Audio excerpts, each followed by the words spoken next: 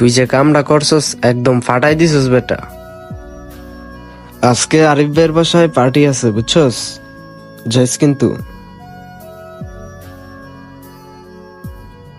কি হয়েছে কথা কস না কে? ফাহিম ভাইয়ের গার্লফ্রেন্ডের বিয়ে হয়ে গেছে। কি? ফাহিম ভাইয়ের গার্লফ্রেন্ডের বিয়ে হয়ে গেছে। তখন আর কথা কইলাম মজা করবি না, মজা করস কেন? মজা করবি না কি? হ্যাঁ ভাই, সত্যি বিয়ে হয়ে গেছে।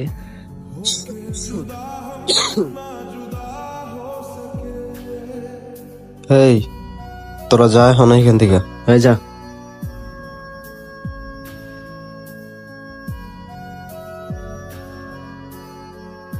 ওরা যা বলছে এটা কি সত্যি?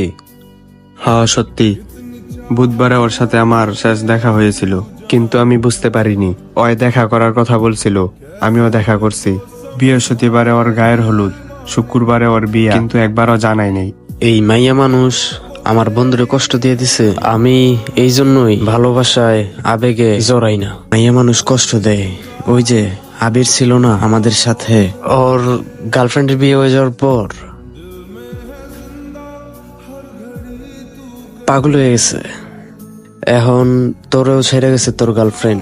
এখন তুইও যদি পাগল হয়ে যাস,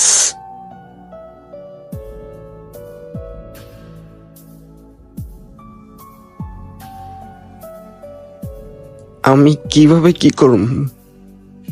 হ্যাঁ, আমি তোরে মানা করছিলাম না? ওই আমার কথা দিছিল ওই আমার ছাড়া কাউরে বিয়ে করবো না। তার সাথে যেদিন শেষ দেখা করছি তারে ফুল আর রিং কিনে দিছি, যা আমার জীবনে ওরা দেই নেই। তারে ছাড়া কেমনে থাকবো আমি, কেমনে জীবনটা যাইবো? আমার আবির বন্ধুর মতন যদি আমি পাগল হয়ে যাই। এখন আমার কি করতে হইব জানোস? তোরে নিয়ে সারাক্ষণ টেনশন করতে হইব, আমার পাশে তোরে রাখতে হইব। ওরে সারা ঠিক মতো ঘুমাইতে পারবো না তোর পাশে। এখন আমি যদি না থাকি, তুই যদি আপির মতো পাগল হয়ে যাস, হ্যাঁ তুই আমার বন্ধু, তুই কোন রকমে আমি পয়সা থাকতে যদি তুই না হয়ে যাস, আমি পাগল হয়ে যাব।